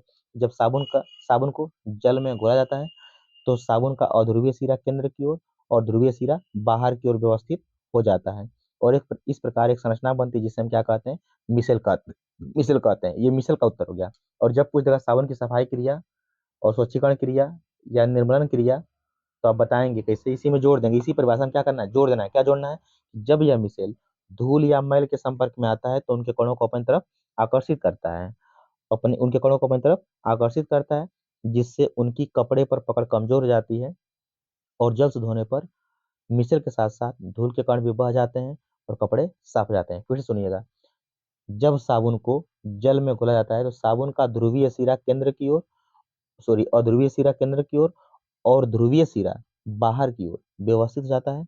इस प्रकार एक संरचना बनती है, जिसे हम क्या कहते हैं, मिसेल कहते हैं। मिसेल परिभाषा हो गई। अब आगे, जब यह मिसेल धूल या मैल के संपर्क में आता है, तो उनके कणों को अपनी ओर आकर्षित करता है, जिससे उनकी कपड़े पर पकड़ कमजोर हो जाती है, और जल से धोने पर मिसेल के साथ साथ धूल के कण भी बह जाते हैं और कपड़े साफ हो जाते हैं। इसे साबुन की सफाई क्रिया या निर्मलन क्रिया कहते हैं। ठीक है, अब आगे देखते हैं। अब बात कर लेते हैं इसी में आईपीएससी नामकरण की। तो आईपीएससी नामकरण के लिए देखिए हमने रूल बनाया है। पहले कार्बन को हम गिनते हैं, कार्बन की नंबरिंग करते हैं। फिर इसमें से कोई परमाणु अगर दिखाई दे रहा है, इसमें से कोई कंपाउंड दिखाई दे, उसको लिख लेते हैं नाम में। देखिए यहाँ पर लिया गया है। कार्बन की वैलेंसी देखते हैं हम लोग, कार्बन की वैलेंसी कितनी है, कार्बन की संख्या कितनी है। कार्बन का 1 के लिए मेथ, 2 के लिए एथ, 3 के लिए प्रोप, 4 के लिए ब्यूट, 5 के लिए पेंट, हेक्स, हेप्ट, तो इस तरह से लिख देते हैं। और फिर देखते हैं सिंगल बॉन्ड है कि डबल है कि ट्रिपल है ना। और सिंगल है तो एन लगाते हैं, डबल तो इन लगाते हैं, ट्रिपल के लिए आइन लगाते हैं। फिर देखते हैं इसमें क्रियात्मक समूह कौन सा है। और क्रियात्मक समूह के रूप में देखा जाए, अगर ओ एच है तो आल लगाते हैं, सी ओ है तो ऑन लगाते हैं, C H O C W H है तो ओ ई कम लगाते हैं, सी एच ओ है तो अल लगाते हैं, आर ओ आर तो ऑक्सी लगाते हैं। चलिए अब नाम लिखते हैं, देखते हैं नामकरण के बारे में। ठीक, जैसे हमने एग्जाम्पल ले लिया एक, ठीक है। इसमें पहले कार्बन की नंबरिंग करेंगे, तो कार्बन की नंबरिंग हम ध्यान देंगे इधर से करेंगे जिधर से समूह पहले आ जाएगा। तो इधर से दूसरे पर समूह है, इधर से 1 2 3 तीसरे पर समूह है, हमको बस कार्बन सी गिनना है। तो दूसरे पर पहले आ रहा है OH, तो हम नंबरिंग इधर से करेंगे, तो 1 2 3 4 नंबरिंग हो गया। फिर इसमें से कोई परमाणु बच रहा है? नहीं बच रहा है, छोड़ देंगे इसको। अगला टॉपिक, अगला क्या करेंगे हम लोग? कार्बन की संख्या कितना गिने थे हम वो देखेंगे। कार्बन कितना गिने थे? 4 गिने थे। 4 क्या लिखते हैं हम लोग? ब्यूट बोलते हैं, तो हो जाएगा यहाँ से ब्यूट। ठीक। और देखते हैं सिंगल है कि डबल है ट्रिपल। देखिए सब में क्या है? सिंगल बॉन्ड है। सिंगल के क्या लगाते हैं? एन लगाते हैं, तो ब्यूटेन हो जाएगा। ब्यूटेन हो गया। अब देखते हैं इसमें से कोई परमाणु है, तो देखिए OH है ना, देखिए OH है, OH क्या लगाते हैं? आल लगाते हैं। OH चौथा पर दूसरा पर है, तो 2 पर क्या करेंगे? आल। तो ब्यूटेन 2 आल, या इसको हम बोलते हैं ब्यूटेनॉल 2। तो ऐसे हम लोग का नामकरण कर पाएंगे। बस ये रूल है। पहले हम करेंगे कार्बन की नंबरिंग। इसका नाम क्या हो जाएगा? देखिए इन कार्बन क्या बोलते हैं? प्रोप बोलते हैं, तो प्रोपेन। सेचो के लिए अल, प्रोपेनल। इसका नाम कर देखिए, 1 2 3 कार्बन, 3 कार्बन क्या बोलते हैं? प्रोप बोलते हैं, प्रोप बोलते हैं। प्रोप सिंगल बन के लिए प्रोपेन, OH के लिए ओइक अम्ल, प्रोपेनोइक अम्ल, प्रोपेनोइक अम्ल। इसमें देखिए एक कार्बन को बोलते हैं, देखिए यहाँ पर कितना कार्बन है? 1 कार्बन, 2 कार्बन, 3 कार्बन। 3 कार्बन क्या बोलते हैं? प्रोप बोलते हैं। सिंगल के लिए प्रोपेन हो जाएगा, CO के लिए ओन, प्रोपेनोन। चौथा पर दूसरा पर प्रोपेनोन 2। तो इसको नामकरण आप लोग कर लीजिएगा, थोड़ा सा समय नहीं। अ, इस रूल के आधार पर देख लीजिएगा आप लोग जो रूल बताए हैं पिछली। अ, और एक वीडियो देख भेज देंगे आप लोगों को IPSC नामकरण के लिए, जिसको आप अच्छे से देख पाएंगे। अब जो नामकरण पूछा गया है पेपर में, उसको देख लेते हैं कि क्या पूछा गया है। तो देखिए यहाँ पर नामकरण के रूप में ये पूछा गया है CH3 CH2 CH2। तो कार्बन कितना है? कार्बन कितना है? 1 2 3 कार्बन। 3 कार्बन क्या बोलते हैं हम लोग? प्रोप बोलते हैं। सिंगल के लिए एन, प्रोपेन हो जाएगा। क्या हो जाएगा? प्रोपेन। सिंगल के लिए 1 2 3 3 हो जाएगा, तो प्रोप बोलते हैं। प्रोप से सिंगल के लिए एन हो जाएगा, प्रोपेन। असेचो के लिए अल, प्रोपेनल। इसमें कि 1 2 3 कार्बन, 3 कार्बन क्या बोलते हैं? प्रोप बोलते हैं। सिंगल के लिए एन, तो प्रोपेन हो जाएगा। असीओ के लिए ओन, प्रोपेनोन, प्रोपेनोन 2। ठीक है, ये हो जाएगा। बाकी आप देख सकते हैं, बस यही रूल आपको अप्लाई करना है। पहले क्या करना है हम लोगों को? कार्बन को गिनना है। इसमें से कोई समूह अगर बच जाता है, गिनने के अलावा, कार्बन को गिनने के अलावा बच जाता है कोई समूह, तो इसको लिखेंगे। और फिर कार्बन की संख्या कितना है उसको देख लेंगे हम लोग, उसका नाम लिखेंगे। फिर सिंगल डबल ट्रिपल का नाम लिखना है। फिर लास्ट में इसमें से कोई है तो उसका नाम लिखना है। ये रूल होगा, ठीक है ना। और समय मिलता है तो हम बता देंगे, इसका वीडियो और बना लेंगे, नहीं तो फिर अभी देखते हैं, आगे बढ़ते हैं क्या क्या है। अब चलते हैं हम लोग हैं आगे क्वेश्चन पे। समझ में आया ना इसका नामकरण? 1 2 3 कार्बन क्या बोलते हैं? प्रोप बोलते हैं। सिंगल के लिए एन, प्रोपेन हो जाएगा। और OH के लिए SHO के लिए अल, प्रोपेनल। CH3 है, CO CH3 है। 3 कार्बन क्या बोलते हैं? प्रोप बोलते हैं। सिंगल के लिए प्रोपेन, CO के लिए ओन, प्रोपेनोन 2 दूसरा पर है। ये आपको बस यही रूल आपको अप्लाई करना है, फिर से आप लोगों को। पहले क्या करना है आप लोगों को? कार्बन की नंबरिंग। इसमें से कोई अगर छूटा हुआ है गिनने के बाद कार्बन, तो उसको लिखना है। उसके बाद कार्बन संख्या जो गिने थे आप, उसको लिख लेना है। फिर सिंगल डबल ट्रिपल अगर कोई इसमें से है तो उसको लिख लेना है। और फिर इनमें से कोई कोई तो इसको लिख लेना है। बस यही रूल रहेगा आप लोगों का नामकरण का। अब आगे रासायनिक अभिक्रिया को प्रकार पढ़ लेते हैं थोड़ा सा हम लोग, रासायनिक अभिक्रिया के बारे में। रासायनिक अभिक्रिया का मतलब ये होता है कि जिस अभिक्रिया में दो या अधिक परमाणु आपस में संयुक्त होकर के जुड़ करके किसी नए पदार्थ का निर्माण करते हैं, उसे हम बोलते हैं रासायनिक अभिक्रिया। और जो पदार्थ भाग लेते हैं अभिक्रिया में, उसको अभिकारक बोलते हैं। और जो पदार्थ बनते हैं अभिक्रिया के बाद, उसको क्या बोलते हैं? उत्पाद बोलते हैं।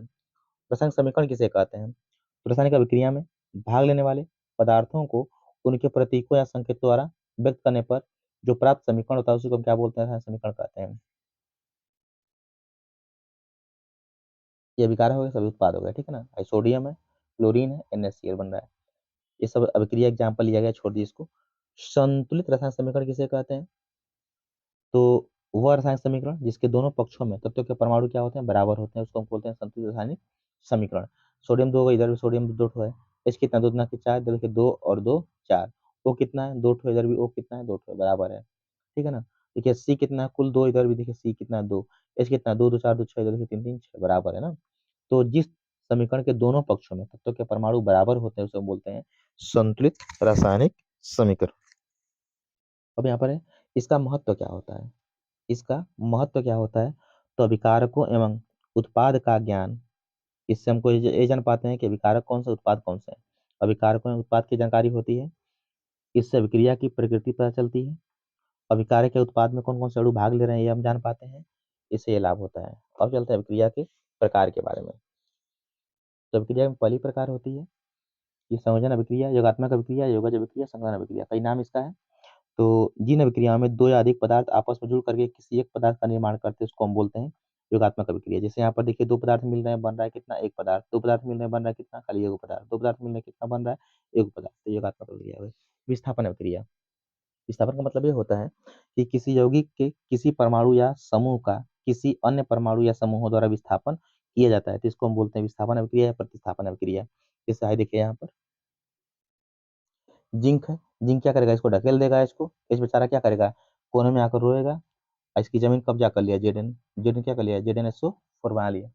ठीक, अब यहीं पे यहाँ पर हो जाएगा, यहाँ पर फिर FeSO4, FeSO4 से क्या करेंगे हम लोग, यहाँ से Fe जो है कॉपर को हटाएगा, विस्थापित कर देगा, कॉपर यहाँ निकल जाएगा बाहर और यहाँ बन जाएगा CuFeSO4। तो विस्थापन अभिक्रिया है ना, समझ में आ रहा है। यहाँ से जो Fe है कॉपर को विस्थापित कर देगा और कॉपर बेचारा अकेले हो जाएगा और FeSO4 क्या बन जाएगा, आयरन सल्फेट। और ये दो प्रकार का होता है विस्थापन अभिक्रिया। पहला होता है एकल विस्थापन, तो यहाँ पर जो एक परमाणु विस्थापित कर रहा है इसको एकल विस्थापन कहेंगे हम लोग। दूसरा होता है द्विविस्थापन, या इसी को बोलते हैं उभय अपघटन, यानी कि जब आयनों की या मूलकों की आपस में अदला बदली के फलस्वरूप नए यौगिक का निर्माण होता है तो उसको हम बोलते हैं द्विविस्थापन या फिर उभय अपघटन। ठीक है, तो जहाँ ढकला हुआ रहेगा विस्थापन अभिक्रिया रहेगी, हमेशा याद रखिएगा। और जहाँ तू हमारी के अलावा हम तोरी के अलावा थे, ये द्विविस्थापन रहेगा। जैसे यहाँ पर देखिए Ag+ होता है, NO3 माइनस होता है, Na+Cl होता है माइनस आवेश। तो आयनों के आपस में अदला बदली होगी, यानी कि इसका प्लस इसके माइनस जुड़ेगा और इसका जो प्लस था इसके माइनस से, तो बनाएगा AgCl और NaNO3। देखिए बन रहा है भाई। यहाँ पर देखिए Ba पे होता है 2 प्लस, Cl पे होता है 2 माइनस, Na पे होता है सॉरी माइनस होता है, Na पे होता है 1 प्लस, SO4 पे 2 माइनस होता है। तो इसका प्लस इसके माइनस से यानी NaCl बन जाएगा और इसका प्लस इसके माइनस से यानी कि BaSO4। देखिए वही बन रहा है।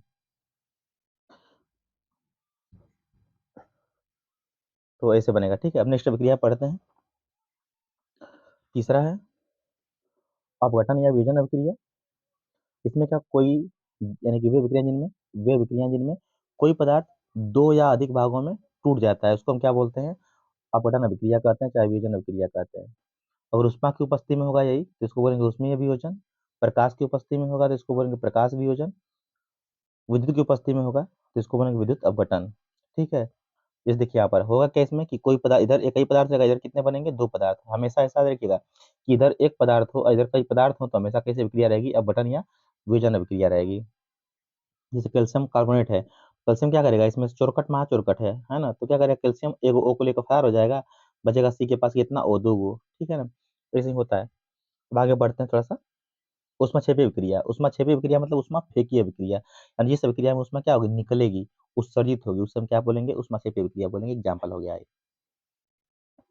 ऊष्मा शोषी विक्रिया किसे कहते हैं, तो जिन विक्रिया में ऊष्मा क्या होती है, ऊष्मा सोखी, ऊष्मा शोषी मतलब ऊष्मा सोखी। जिन विक्रिया में ऊष्मा क्या होती है, लगती है, यानी कि ऊष्मा की आवश्यकता होती है, उसको हम क्या कहते हैं, ऊष्मा शोषी विक्रिया कहते हैं। अब नेक्स्ट चलते हैं। अगला है अवक्षेपण अभिक्रिया। अवक्षेपण का मतलब यह होता है कि जिस अभिक्रिया में अवक्षेप का निर्माण होता है उसे हम कहते हैं अवक्षेपण अभिक्रिया। जिस अभिक्रिया में अवक्षेप का निर्माण होता है उसे हम क्या कहते हैं, अवक्षेपण अभिक्रिया कहते हैं। ठीक है, ये भी खत्म हो गया। अक्सकरण अभिक्रिया किसे कहते हैं, तो जिस अभिक्रिया में किसी तत्व पर ऑक्सीजन का योग होता है, चाहे H का निष्कर्षण होता है, उसे हम क्या बोलते हैं, अक्सकरण अभिक्रिया कहते हैं। इसी को बोलते हैं उपचयन। जैसे यहाँ पर है ना, तो कार्बन देखिए, कार्बन के पास यहाँ पर O नहीं है लेकिन यहाँ से कार्बन O चुरा लिया, तो कार्बन के पास O जुड़ गया, तो कार्बन पर क्या हो रहा है, ऑक्सीकरण हो रहा है। अपचयन का मतलब क्या होता है, इसका उल्टा होता है। जिस अभिक्रिया में ऑक्सीजन का निष्कर्षण होता है उसे हम क्या बोलते हैं, अपचयन अभिक्रिया बोलते हैं। जिस अभिक्रिया में किसी तत्व पर किस तत्व से ऑक्सीजन का निष्कर्षण होता है उसे हम क्या कहते हैं, अपचयन अभिक्रिया कहते हैं। जैसे जिंक के पास O है लेकिन यहाँ पर जिंक के पास O नहीं, मतलब निकल चुका है, तो जिंक पर क्या हो रहा है, अपचयन हो रहा है।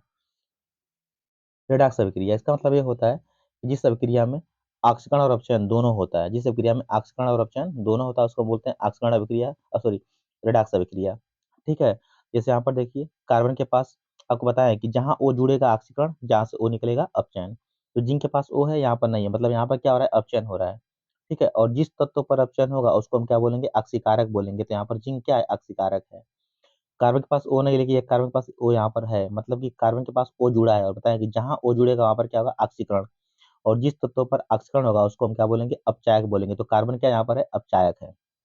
और एग्जाम्पल ले रहे हैं, तो पीबी के पास देखिए ओ है, लेकिन यहाँ पर पीबी के पास ओ नहीं है, मतलब ओ निकल चुका है। और जहां से ओ निकलता है आप जानते हैं क्या होता है, अपचयन। तो अपचयन हो रहा है। बताएं कि जिस तत्व पर अपचयन होता है उस तत्व को हम क्या बोलते हैं, ऑक्सीकारक बोलते हैं। तो पीबी क्या यहाँ पर है, ऑक्सीकारक है। देखिए कार्बन के पास ओ नहीं है, लेकिन यहाँ पर कार्बन के पास ओ है, मतलब कि कार्बन के पास ओ जुड़ा है। और जहां ओ जुड़ता है वहां पर क्या होता है, ऑक्सीकरण होता है। और जिस तत्व पर ऑक्सीकरण होता है उस तत्व को हम क्या बोलते हैं, अपचायक बोलते हैं। तो कार्बन क्या है, अपचायक है। नेक्स्ट संक्षारण है, ठीक है ना।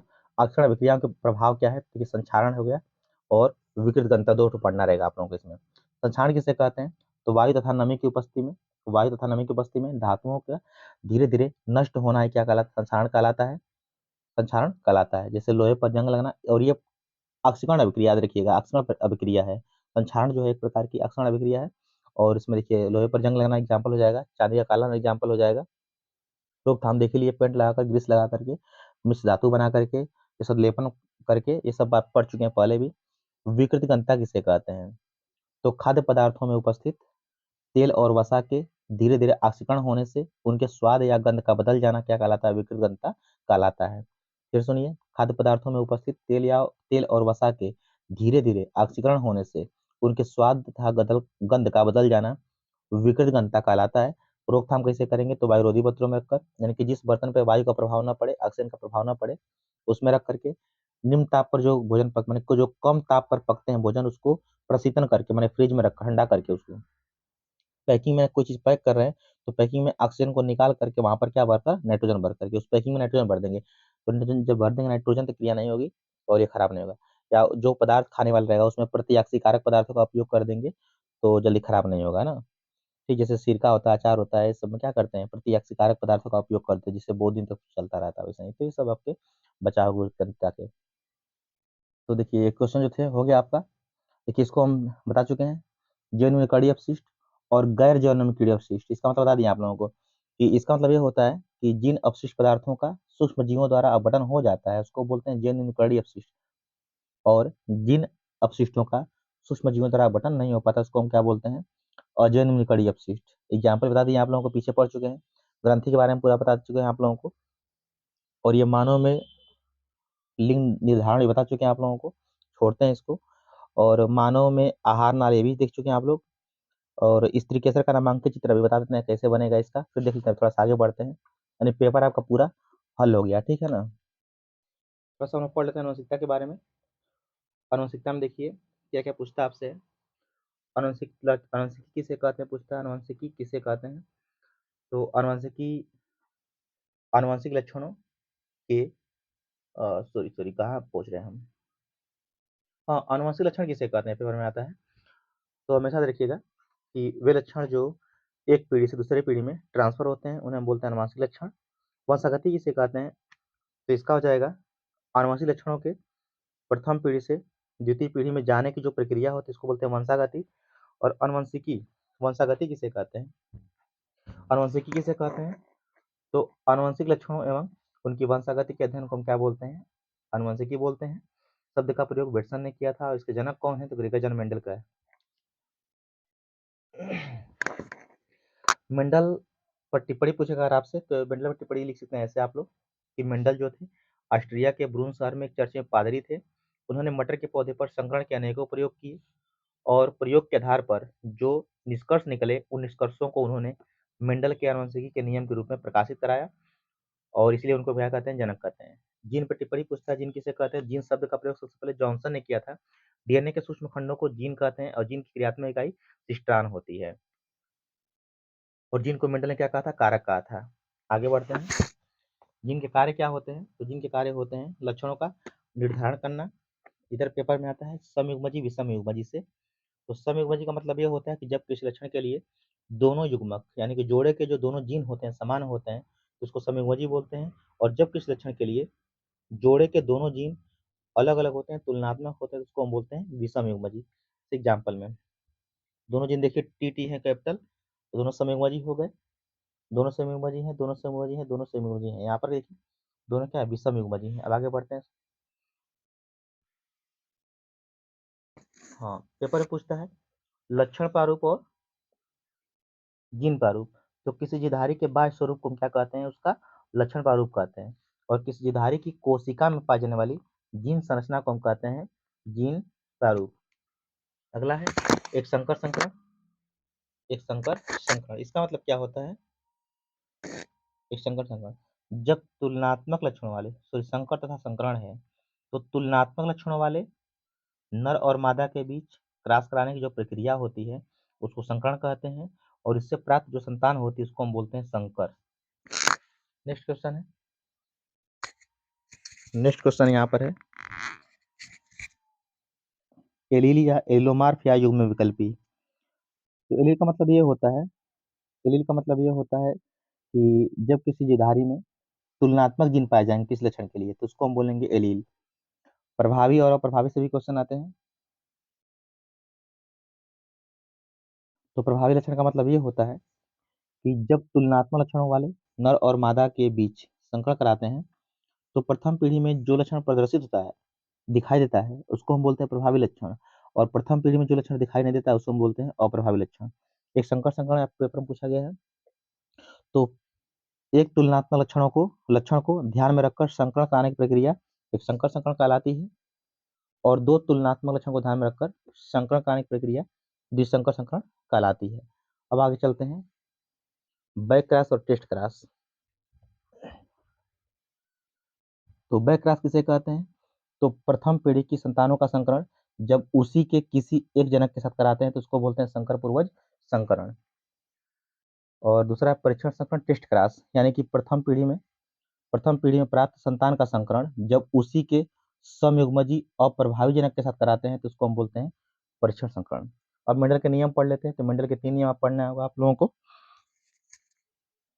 कौन कौन सा देखिए, पहला प्रभाविता का नियम, क्या लिखेंगे इसको, जब तुलनात्मक लक्षणों को ध्यान में रखकर संकरण कराते हैं तो प्रथम पीढ़ी में प्रभावी लक्षण जो होते हैं सुप्त लक्षण को प्रदर्शित नहीं होने देते हैं, इसको हम बोलते हैं प्रभाविता का नियम।